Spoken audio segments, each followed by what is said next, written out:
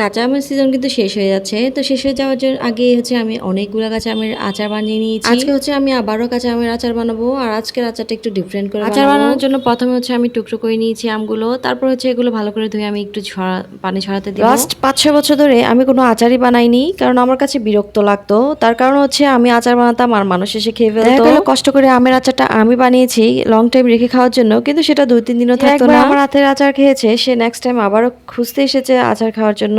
তো যার কারণে তাকে না দিয়ে কিন্তু পারতাম না। তো যাই হোক, আমি কিন্তু এখানে আচার বানানোর জন্য অনেকগুলা মশলা নিয়েছি। আর এই গোটা মশলাগুলো আমি সব টেলে তারপর হচ্ছে ব্লেন্ডারে গুঁড়ো করে নিব। যে আমগুলো আমি ঝরাতে দিয়েছিলাম পানি, সেগুলো হচ্ছে এখন বলে নিয়েছি। আর একে একে এখন সব মশলা দিয়ে দিব। এখানে আমি আগে থেকে বেটে রেখেছি সরিষা বাটা, সেটা দিয়ে দিচ্ছি। তারপর হচ্ছে হলুদের গুঁড়া, মরিচ গুঁড়া, ধনিয়া গুঁড়া, তারপর হচ্ছে ভেজে রাখা যে টেলে রেখেছিলাম মাস্ত মশলা, ওগুলো দিয়ে দিব, চিনি দিয়ে দিব, সরিষার তেল দিয়ে দিব, দিয়ে সব একসাথে মেখে নেব। আমার কাছে সবচেয়ে দুনিয়ার সহজ আচার হিসাবে এই আচারটা মনে হয়, কারণ এটা এত সহজ, খুব সহজেই বানিয়ে ফেলা যায়। রোদও লাগে না, আবার চুলাতেও যেতে হয় না। সময় কিন্তু চুলাতে গিয়ে কাজ করা অনেক কষ্টকর, সেটা কিন্তু সবাই বুঝবে না, যারা করে তার একমাত্র তারাই বুঝবে। যেহেতু বউ হয়েছি, অবশ্যই সব কষ্ট মেনে নিয়ে কিন্তু কাজ করতে হবে। বিশেষ করে রান্নার কাজটা তো ছাড়া যাবে না। সুস্থ হই বা সুস্থ থাকি, গরম লাগুক বা ঠান্ডা, যেভাবেই যে কোনো পরিস্থিতিতেই কিন্তু আমাদেরকে রাঁধতেই হয়।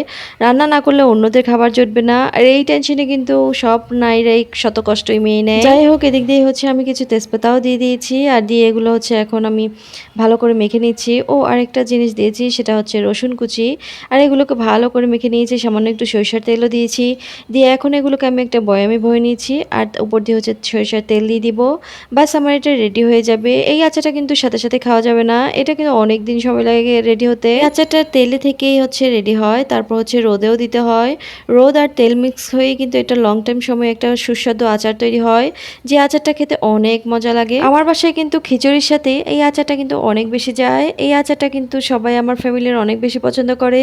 তাই এবছর ভাবলাম কিছু আচার তৈরি করে রাখি, আর সাথে আপনাদের সাথেও শেয়ার করা হয়ে যাবে।